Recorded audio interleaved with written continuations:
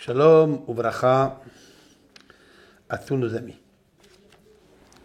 Parashat Bo termine les 10 plaies que Hachem avait planifiées, avec lesquelles et par lesquelles il va montrer qu'il est le maître de la création. Et il nous reste 3 plaies. C'est la plaie de Arbé, les sauterelles. Il nous manque aussi la plaie de Hosher, de l'obscurité, et la plaie de la mort des premiers-nés. Dans le premier passouk, qui est un peu bizarre, Akadosh Baruch Hu lui dit, Vayomer Hashem el Moshe, Bo el Paro. Viens voir le pharaon, qui est Ani, car moi, j'ai endurci son cœur et le cœur de ses serviteurs. Les ma'al shetti, afin que je pose ou je mette, ototai ele bekirbo. Il lui montre les 3 plaies qui restent. Alors il y a qui disent qu'il lui montre, c'est un pronom démonstratif. Il lui montre dans le bâton qu'avait Moshe Rabbeinu les 3 plaies. Le but de tout cela, afin que tu racontes aux oreilles de tes enfants, ou ben bincha, de tes petits-enfants. Ça veut dire que si quelqu'un, il raconte à ses enfants, il méritera de raconter aussi à ses petits-enfants. Comme si la Torah a assuré, donné une assurance à l'homme, à un père, que s'il s'occupe du hinouch de ses enfants, il méritera d'avoir des petits-enfants. Et ce que j'ai fait, je me suis moqué, comme il dit Rashi, de l'Égypte. Et tous les signes que j'ai posés en eux. Et vous saurez que je suis l'Éternel. Et puis Moshe et Aaron vont aller chez le pharaon, etc. Comme tous les autres plaies, ils vont faire la démonstration, ils vont amener la plaie. Le pharaon va endurcir son cœur encore une fois. Et il vient, etc. pour faire les plaies. Maintenant, en vérité, Akadosh Baruch Hu, dans la paracha de Vaera, il a dit dans la plaie du Barad. Barad, c'est la grêle. Il lui a dit comme ça, je vais envoyer maintenant, cette fois-ci, et kol magifotai, nous sommes dans le chapitre 9, verset 14, dans la section de Vaera. Qui va par Amazot cette fois-ci, Ani Sholeach, je vais envoyer, et kol magifotai, toutes mes plaies. Ça veut dire toutes mes plaies. Il va envoyer maintenant juste Barad, c'est-à-dire la grêle. Mais il lui dit, El kol libecha, c'est-à-dire dans ton cœur. Oba avadecha, dans tes serviteurs. Oba amecha, ton peuple. Ba'avur teda, afin que tu saches qui en kamoni bechol haaretz. Car il n'y a pas comme moi dans la terre, sur la terre. Ki ata shalachti et yadi, car maintenant je vais envoyer ma main, va'ach otra, je vais te frapper, ve'et amecha, badaver, je vais te frapper avec le daver. Le daver, c'est la peste. Vatikahed mina haaretz, et tu vas être exterminé de la terre. Ok? Qu'est-ce qu'il dit Rashi? Si je voulais te faire anéantir, toi et tes animaux, pendant la peste, pendant le dévers, alors je l'aurais fait. Mais je ne l'ai pas fait. Pourquoi? Ve'ulam, cependant, ba'avur zot, pour cette raison-là, I'matticha, je t'ai fait tenir debout, vivant. Ba'avour, afin que, har'otra et kohi, afin que je vais te montrer ma force. Ulma'an tesaper shemi b'chol haaretz. Pardon. Ulma'an saper shemi b'chol haaretz. Afin que je raconte mon nom dans toute la terre.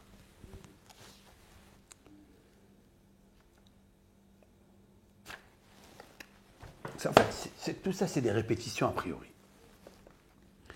Quelle est la notion de Har-Otra et Kohi, je vais montrer ma force? Qu'est-ce que ça veut dire? Bien sûr, le livre le plus vendu et le plus mal lu, c'est celui-là. Parce que de quoi on parle ici? De quoi Kohi? Même si on va dire c'est spirituel. On va l'expliquer d'une manière spirituelle. Pourquoi une fois il s'appelle Kohi? Ma force. C'est quoi la force de Dieu? L'objet de tous ces plaies-là, en vérité, il aurait pu choisir 9, il aurait pu choisir même une. Avec une seule, il aurait anéanti le pharaon et toute l'Égypte. S'il avait amené, par exemple, la plaie, la dernière, la mort des premiers-nés, elle est tellement chirurgicale, elle est tellement fixe et directe, choisie. Le pharaon a tremblé. Il aurait renvoyé de suite le peuple d'Israël. Mais il n'a pas fait ça. Il n'a pas fait ça parce que Dieu est justice. À part qu'il veut corriger l'homme, pas parce qu'il veut se venger de lui. Il veut le corriger. Et il y a un miroir universel, grandiose, universel, mesure pour mesure, qui brille toujours et ne se raye jamais. Si je devais intituler ce cours, voici le titre, le thème. Dieu, sa définition est un miroir universel qui brille toujours. Il est mesure pour mesure. Il ne se raye jamais. Lorsque Dieu il a envoyé la première plaie, le dam, c'est pour corriger quelque chose. En envoyant le dam, c'est-à-dire en transformant le Nil d'eau en sang, il y avait quelque chose et un message à envoyer à l'Égypte.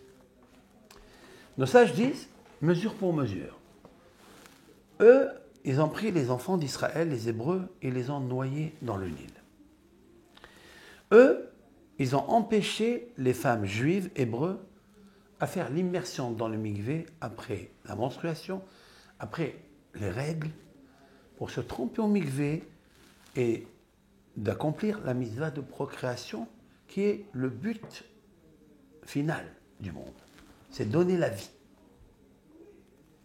Accepter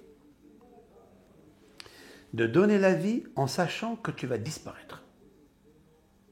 Ça aussi, c'est une méthodologie dans le monde, c'est de naître, de paraître, de faire apparaître les autres et de disparaître. Et de laisser bincha ou ben bincha, comme il est marqué dans le psaume 145, que la grandeur de Dieu, nous devons la reconnaître. Dors, les dors, yeshabach ma'aser. Génération en génération, ils loueront tes œuvres, tes actions. Lorsque tu pars d'une génération, c'est 25 années ou 50 années ou 100 années, mais après tu n'es plus là. Mais nous témoignons aujourd'hui qu'il y avait une génération avant nous qui a témoigné que Dieu est loué par ses œuvres. Alléluia. Et que nous, on vient dire cela aujourd'hui. Demain, après-demain, dans une autre génération, nous ne serons plus ici. Il y aura nos petits-enfants ou nos enfants qui loueront Hachem. Comme l'ont fait toutes les décennies et les générations qui nous ont dépassés. Le but de l'homme, c'est l'ikana, c'est de plier devant la grandeur de Akadosh Baruch Hu. C'est ce qu'il lui dit à Akadosh Baruch Hu, Pharaon. J'aurais pu t'exterminer en une seule plaie. Mais ce n'est pas mon but. C'est je veux raconter mon nom sur la terre. Raconter le nom d'Hachem et la force de Hachem. J'ai pensé que le nom d'Hachem et la force d'Hachem, c'est le même. En m'appuyant sur le Ari Akadosh, cet ange qui a vécu au XVIe siècle et qui a dit que le déploiement du nom de Hachem, c'est Yud, Ke, Vav, Ke, comme il s'écrit. Yud, dans sa phonétique, c'est Yud, Vav, Dalet. Après Dalet, et après il y a le He, He, Aleph ou He, Yud. Après il y a le Vav, Vav, Aleph, Vav. Après il y a le He, He, Aleph ou He, Yud ou He, He. Dans cette construction figurent 28 lettres de l'Éternel. 28 lettres. On dit que le nom de Dieu c'est 26, c'est vrai, dans sa valeur numérique des lettres. Parce que Yud c'est 10, He c'est 5, ça fait 15, Vav c'est 6, ça fait 21, et He à la fin c'est 5, ça fait 26. Mais dans sa force nucléaire déployée, il a 28 lettres, pas 27 et pas 29, 28. 28 c'est le nom de Koah, la force de Hachem, la puissance de Hachem. La puissance de Hachem, c'est son nom qui a créé le monde. Il faille que ce nom-là ne soit pas affecté, rayé. Il ne faut pas qu'il soit entaché. Il faut qu'il reste brillant. Lorsque Dieu intervient pour l'Égypte, ce n'est pas une façon de vengeance. Si c'est une vengeance, en une seule fois, il peut se venger et exterminer. Comme il l'a fait, et le Pharaon le sait, comme il a fait au temps de la génération du déluge, en 40 jours, en un seul mot, lorsqu'il a fait déverser le Maboul, le déluge, sur la surface de la terre, il les a anéantis en une seule fois. Et tout le monde le sait. C'est la raison, d'ailleurs, pourquoi le Pharaon a choisi de noyer les Juifs, les Hébreux, en Égypte. Parce qu'il s'est dit, il a déjà juré à Noah, par l'arc-en-ciel, de ne jamais amener le Maboul en une seule fois pour exterminer le monde. Il a dit ça pour le monde. Alors le Pharaon a pensé que même pour un pays, il ne va pas le faire. Alors il s'est dit, nous, le pays, on peut les noyer dans l'eau. Est-ce qu'il va se servir l'Éternel de l'eau pour nous noyer? Ça, ils n'ont jamais pensé. C'est vrai qu'il ne va pas amener le déluge, mais il va amener les Égyptiens à l'eau. Dieu, il a deux façons comment agir. Si tu te sers de l'eau, il se servira de l'eau. Si tu te sers de la vie, il se servira de la vie. Autrement dit, que la génération du Maboul, elle s'est servie de la vie pour la détruire, Dieu s'est servi de l'eau pour les détruire. Lorsqu'ils ont abîmé leur semence, qui n'est que de liquide eau, Dieu il a amené de l'eau chaude et les a abîmés. Mais si l'Égypte dit, moi je prends de la vie des Hébreux, je vais la noyer dans l'eau, qui est la vie. Alors c'est vrai que Dieu ne peut plus amener le déluge pour les anéantir. Mais il a dit, je vais les amener eux au déluge. Il les a envoyés dans l'eau, il les a trempés et noyés dans l'eau. Comme nous allons le dire dans Parashat Beshalach. Dieu est la définition d'un miroir universel, mesure pour mesure, qui brille toujours, qui ne se raye jamais. Maintenant, mon cher Rabbeinu, comment il fonctionne? Avec la gentillesse, avec l'avertissement. Pendant 7 jours, il avertit, puis il frappe. Il avertit, il frappe. Ça a duré 1 an, 12 mois. C'est-à-dire que les 4 saisons sont passées pour équilibrer l'Égypte et renvoyer, répudier les bénis Israël de là. Les 4 saisons, en fait, c'est une année, ce sont les saisons dirigées par le tétragramme Yud, Ke, Va, Ke, par le nom de Dieu.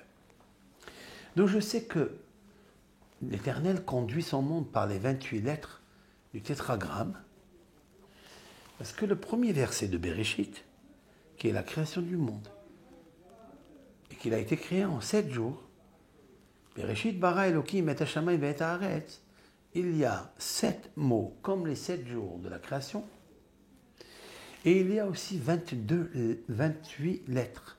28 lettres dans le premier verset de Bereshit.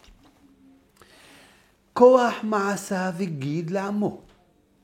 La force de l'Éternel, sa force de ses actions, il a montré à son peuple, dans la création et une autre fois en Égypte.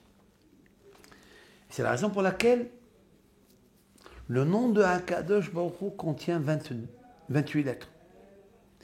Et c'est ça, en fait, quand Rashi nous dit que le nom de Dieu, c'est le Emet, c'est la vérité. Et c'est ça, le sceau, le tampon de Dieu. Enfin, c'est quoi ce tampon? Ce tampon, il a 28 lettres. C'est le nom de Dieu, mais il a 28 lettres. Et c'est ça qui est répété ici, en Égypte. En fait, avec une seule plaie, je peux t'anéantir. Mais je ne l'ai pas fait. Ba'avour, pourquoi? Je t'ai fait tenir sur tes pattes. Ba'avour har'oticha et kohi. Parce que je veux te montrer ma force. Ul saper shemi bechol haaretz. Ma force, c'est mon nom. Parce que dans mon nom, Yud-Ke, Vav-Ke, il y a kohi. Il y a koah, 28. C'est ça que je veux te raconter. Maintenant, si c'est comme ça, écoutez bien. L'Éternel, il va envoyer 10 plaies. Ces 10 plaies sont répertoriées par acrostiche en 10 lettres. Lorsque nous citons dans la Haggadah, Detzach, Adash, Be'ahab, c'est qui? C'est quel docteur de la Mishnah qui les a réduits au lieu de Dam, Sephardéa, Kinim, Arov, des vers, c'est-à-dire le sang, les grenouilles, les poux, etc. Amar Rabbi Yehuda.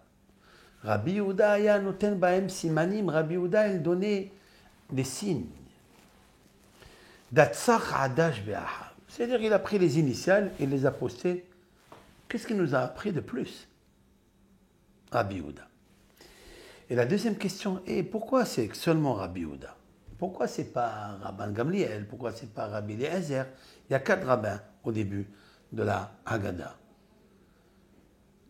Rabbi Elazar, Rabbi Eliezer, Rabbi Elazar ben Azaria, Rabbi Akiva et Rabbi Tarfon. Pourquoi c'est pas un de ces 4 qui nous dit ce que Rabbi Yehuda, a priori, vient enseigner, informer quelque chose de nouveau? Qu'y a-t-il de nouveau? De prendre les initiales de Dam Sephardéa Kinim et de les poster en 10 lettres.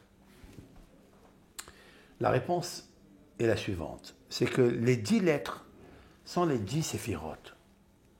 Ce sont les 10 lettres qui sont composées dans le nom de Yud-Ke, Vav-Ke.